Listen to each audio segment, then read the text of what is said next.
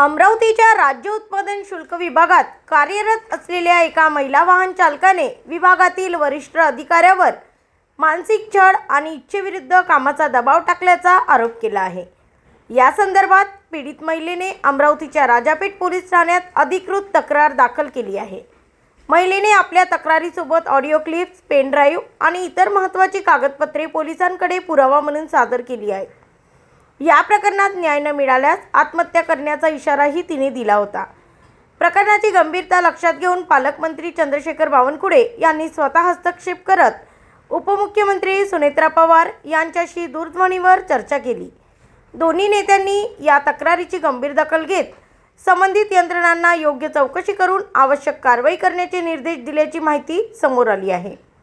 आता या प्रकरणातील पुराव्याच्या आधारे पोलीस आणि संबंधित विभागीय स्तरावर कोणती कारवाई होते याकडे सर्वांचे लक्ष लागले आहे। ब्युरो रिपोर्ट MB न्यूज, महाराष्ट्रातील बातमीपत्र, अमरावती। थोडं तातडीचं होतं म्हणून तुम्हाला वहिनी फोन केला मी। काय झालं की श्यामली गोबरे म्हणून एक महिला जवान आहे अमरावतीमध्ये, ती वाहन चालक आहे।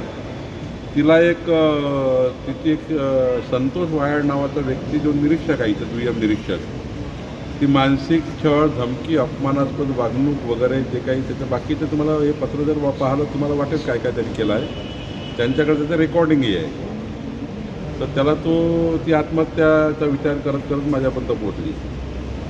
श्यामली गोबरे ही आपल्याकडे आहे, तर मी तुम्हाला व्हॉट्सअप करतो।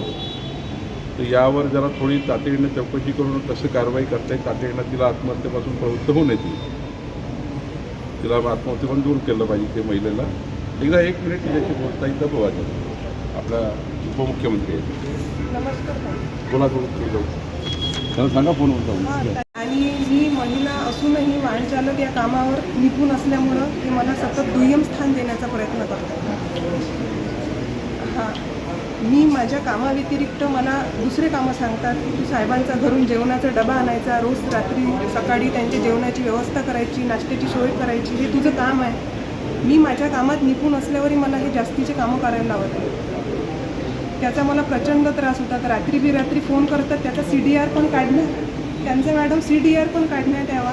म्हणजे त्यांनी मला किती फोन केले, काय फोन केले, आणि एवढं होऊनही मला न्याय नाही मिळाला। आज 4 महिने होता या प्रकरणाला। मला सतत मानसिक दडपणाखाली